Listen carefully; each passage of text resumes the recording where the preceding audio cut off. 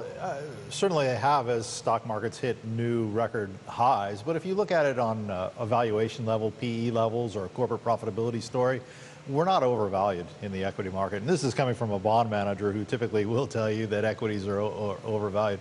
They're probably fairly valued at these levels because corporate profitability is very, very good.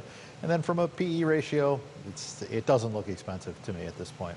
Let's talk about the other warning that we got out of this IMF report today, essentially that EM could be the cause of greater financial instability globally. From where you sit, have the risks eased when it comes to what's going on in EM? Of course, the risks are still there, but it doesn't appear as though we're talking about it as much as we were only a few weeks ago.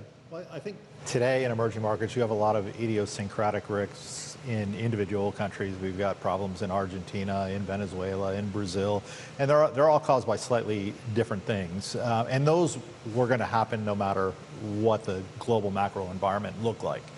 Now you have an additional problem of Fed hiking rates, and perhaps some of that easy money that went into emerging markets post GFC now starts to come out. And in my view, that is going to happen.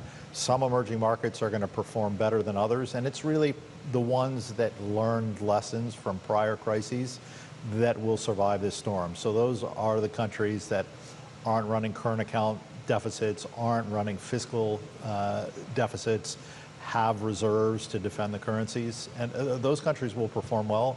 And the ones that really didn't learn lessons from past crises will be the ones that could suffer should the Fed continue to hike. Now, Steve, we've got doom and gloom coming from the IMF. What's the investment strategy here? Is this going to be higher risk, higher reward? Well, look, we're a bond manager that actually takes very little risk. So our view is you still get paid to take the default risk inherent in corporate securities today, particularly in the investment grade space. And as we look around the world, here in Australia, investment grade corporates are very profitable, and the corporate yields that are available above government rates are higher here than versus almost anywhere else in the world. So in our view, buying corporate bonds, investment grade space out to 5, 6, 7 years, you get paid to take that default risk inherent in corporate securities today, and that's really the way our portfolios are positioned.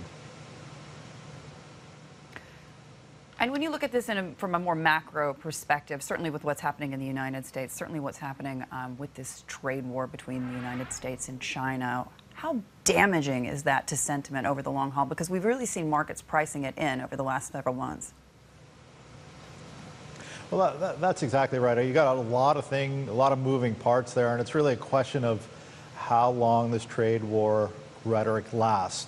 Should it last longer, and we are believers that it's actually going to last through the midterm elections and into 2019, it starts to be a bigger and bigger drag on the U.S. consumer, particularly when you start slapping 25% tariffs on those Chinese goods. You combine that with increase in petrol costs, and there's a massive tax coming to the U.S. consumer. That's 2/3 of the economy, and that is something that could perhaps take 0.5% away from U.S. GDP growth, which would roughly completely unwind the benefits that came from the corporate tax cuts earlier this year.